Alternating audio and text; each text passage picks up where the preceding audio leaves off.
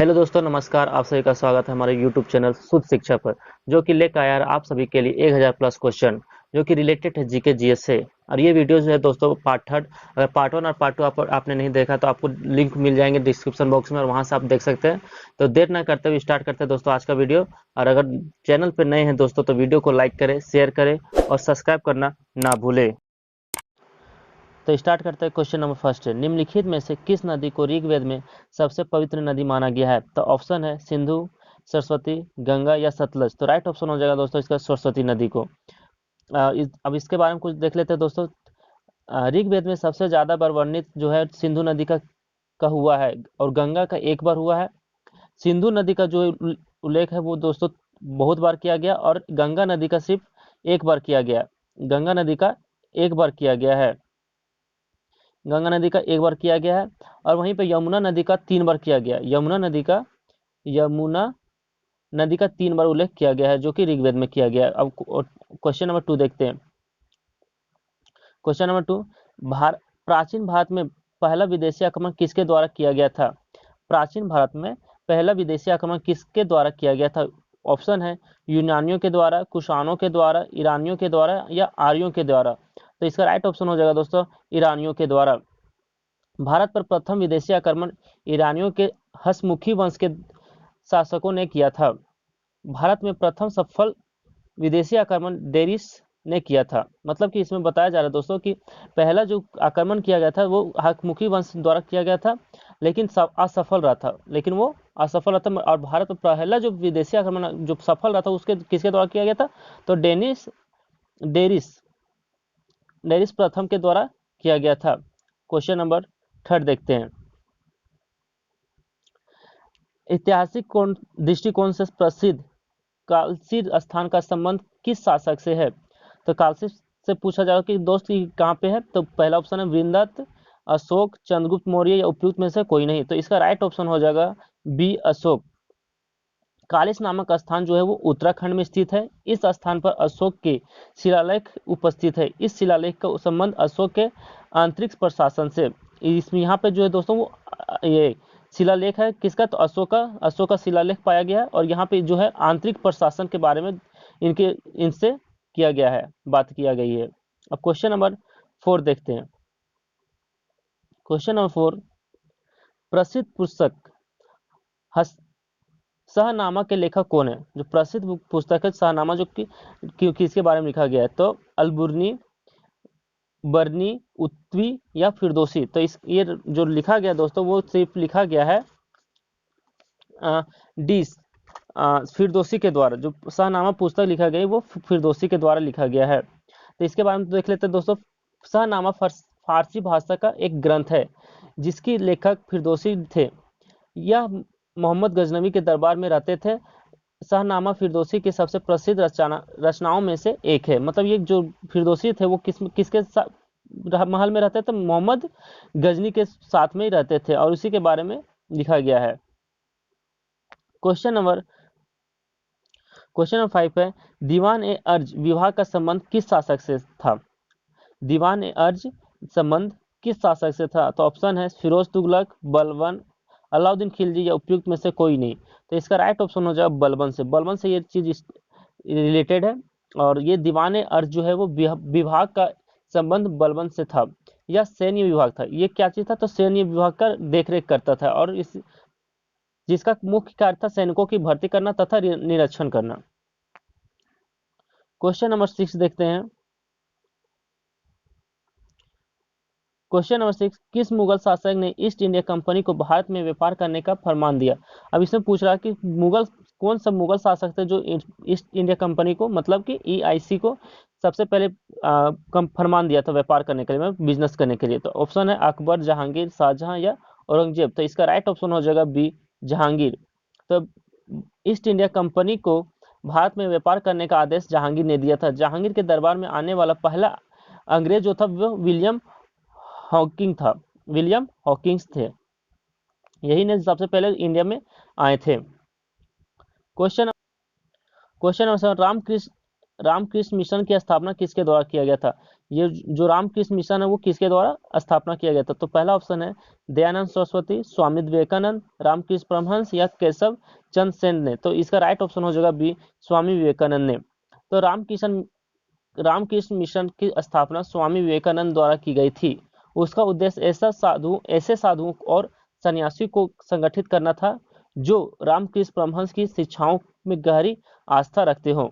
ये क्या करते थे कि साधुओं को एकत्रित करते थे, साधु और सन्यासियों को संगठित करते थे ये। क्वेश्चन नंबर 8 देखते हैं। क्वेश्चन नंबर 8, निम्नलिखित में से किसने भारतीय संघवाद का सहकारी संघवाद कहा है? मतलब भारतीय संघवाद को सहकारी संघवाद का संज्ञा दिया। तो पहला ऑप्शन है केसी वयर ने, बी आर अम्बेडकर, आइवर जेंसी ने या जी अस्टिन ने। तो इसका राइट ऑप्शन होगा जी अस्टिन ने इसको बोला है कि इस भारत संघवाद को सहकारी संघवाद कहा था। तो जी अस्टिन ने भारतीय संघवाद को सहकारी संघवाद कहकर संबोधित किया है, जबकि केसी वयर ने भारतीय संविधान को अर्ध संघीय कहा। ये केसी नायर जो है वो भारतीय संविधान को क्या बोला है? तो अर्ध संघीय बोला है, संघीय। अब आते हैं क्वेश्चन नंबर 9 पे। क्वेश्चन नंबर 9, किस संविधान संशोधन द्वारा दिल्ली को राष्ट्रीय राजधानी का दर्जा दिया गया? अब इसमें बोला जा रहा है कि कौन सा जो है ऐसा संशोधन किया गया था जिसमें दिल्ली को राजधानी का दर्जा दिया गया। तो ऑप्शन है 59, 69, 61 या 91। तो राइट ऑप्शन हो जाएगा इसका बी, 69। 69 में संविधान संशोधन अधिनियम 1991 कब हुआ था? तो 1991 में किया गया था, के द्वारा दिल्ली को राष्ट्रीय राजधानी का दर्जा दिया गया। जबकि 21वें संविधान संशोधन में इसमें 1889 के तहत मतदान की आयु को हटाकर 21 से 18 वर्ष कर दिया गया था। 21 से 18 वर्ष कर दिया गया था। क्वेश्चन नंबर 10, संसद द्वारा भारतीय नागरिकता अधिनियम को किस वर्ष पारित किया गया है? भारतीय नागरिकता अधिनियम किस वर्ष पारित किया था? ऑप्शन है 1949, 1951, 1955 उपयुक्त में से कोई नहीं। तो राइट ऑप्शन हो जाएगा 1955। भारतीय नागरिकता अधिनियम को संविधान द्वारा 1955 में पारित किया गया। 1955 में पारित किया गया। भारत में नागरिकता प्राप्त करने के लिए कुल 5 तरीके से आप भारत का नागरिकता ले सकते हैं। पहला क्या है? जन्म, दूसरा वंश, तीसरा पंजीकरण या चौथा देशीकरण या भूमि अर्जन। अब इसमें भूमि अर्जन भी आता है। भारतीय संविधान का कौन सा अनुच्छेद छुआछूत उन्मूलन से संबंधित है? मतलब कि छुआछूत जो मानते हैं उसके लिए कानून बनाया गया था, जो कि कौन सा संविधान में दिया गया? तो उसका ऑप्शन देखे हैं 19 आर्टिकल 15, आर्टिकल 17, आर्टिकल 21 या आर्टिकल 24। तो राइट ऑप्शन हो जाएगा इसका आर्टिकल 17 के अंतर्गत दिया गया। तो इसके अंतर्गत किसी भी व्यक्ति के साथ छुआछूत का भेदभाव एक दंडनीय अपराध है। मतलब इसमें कानून बना गया कि इसमें आप अगर किसी के साथ भेदभाव करते हैं तो आपको दंड मिलेगा। अब नेक्स्ट क्वेश्चन देखते हैं, क्वेश्चन नंबर 12।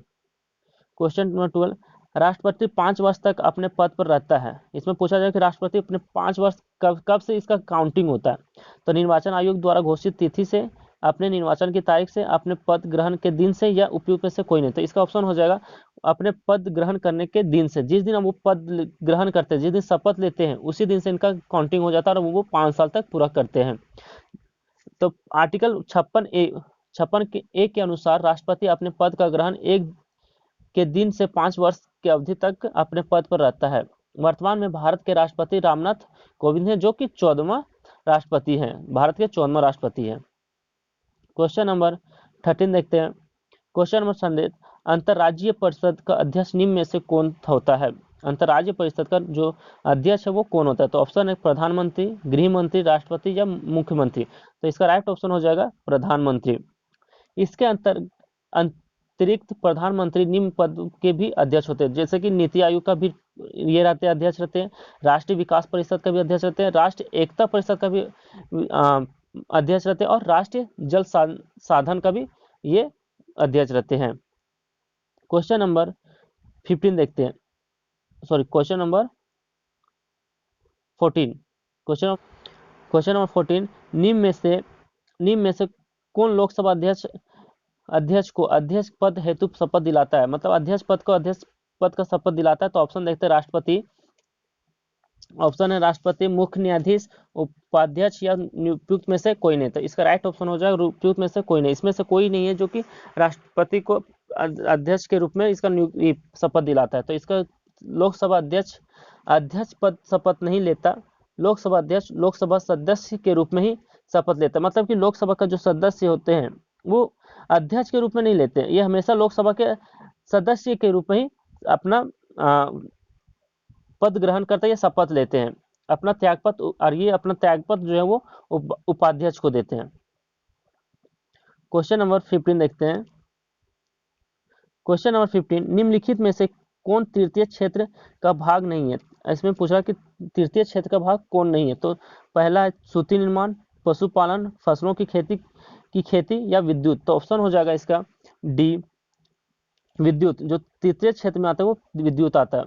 तृतीय क्षेत्र में और क्या कौन आते हैं? तो विद्युत तथा परिवहन तृतीय क्षेत्र के भाग हैं, जबकि कृषि प्राथमिक है। ये क्या है? कृषि जो है वो प्रथम में आते हैं और क्वेश्चन नंबर 16 देखते हैं दोस्तों। अर्थशास्त्र में उत्पन्न का अर्थ है, उत्पन्न का क्या अर्थ है? तो विनिर्माण, उपयोगिता, काश्तकारी, उपयुक्त में से कोई नहीं। तो इसका राइट ऑप्शन हो जाएगा बी, उपयोगिता। क्वेश्चन नंबर,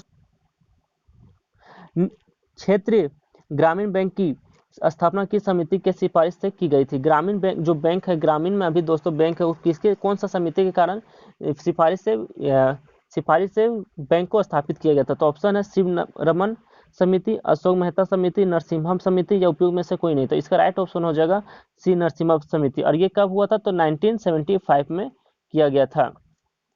क्वेश्चन नंबर 18 देखते हैं। क्वेश्चन नंबर 18, किस वर्ष वन्य जीव संरक्षण अधिनियम को पारित किया गया? किस वर्ष जो है वो वन्य जीव संरक्षण को पारित किया गया था? तो 1952, 1972, 1980 या 1986। तो राइट ऑप्शन हो जाएगा इसका 1972 में इसको पारित किया गया था। पर्यावरण से संबंधित कुछ प्रमुख अधिनियम हैं, जैसे वन संरक्षण अधिनियम 1980 या फिर पर्यावरण संरक्षण अधिनियम 1986। ये दो और है जो कि वन से रिलेटेड है। क्वेश्चन नंबर 19 देखते हैं। Question number 19, Radha Mohan cup का संबंध किस खेल से है? राधा मोहन कप जो है वो किस खेल से है? तो इसका राइट ऑप्शन है गोल्फ, ब्रिज, पोलो या हॉकी। तो राइट ऑप्शन हो जाएगा पोलो। इसके अंतर्गत और भी जो आते हैं खेल उसको देखते हैं दोस्तों। पहला है एजवायर कप, क्लासिक कप या Radha Mohan cup. Next question देखते हैं, क्वेश्चन नंबर 20। क्वेश्चन नंबर 20, खासा जनजाति किस राज्य की एक प्रमुख जनजाति है?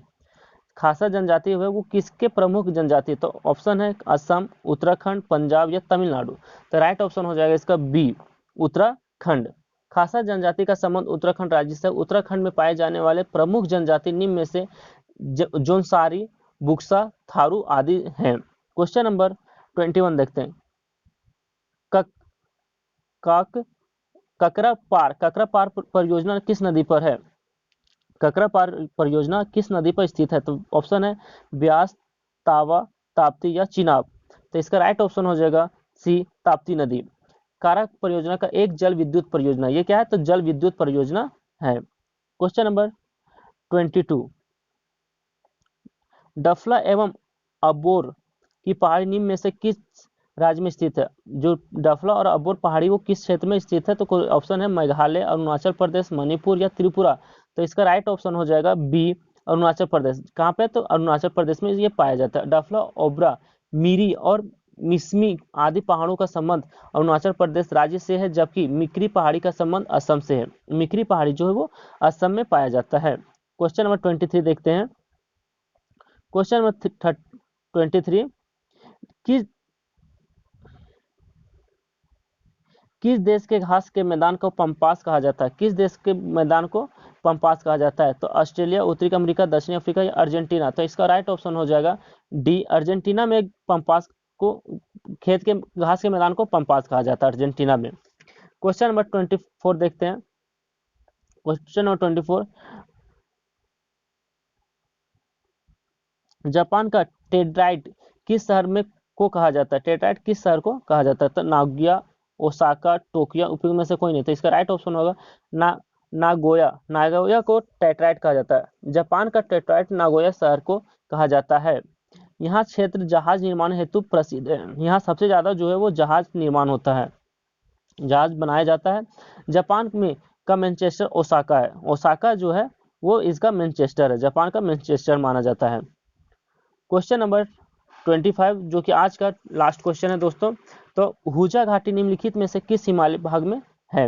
हुजा घाटी निम्नलिखित में से किस हिमालय का भाग है? तो लघु हिमालय, ट्रांस हिमालय, विहित हिमालय या शिवालिक? तो राइट ऑप्शन हो जाएगा इसका B, trans Himalaya.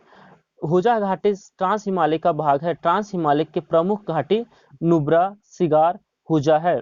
Nubra, Nubra, cigar और हुजा है। तो दोस्तों आज का वीडियो यहीं समाप्त करते हैं। वीडियो अगर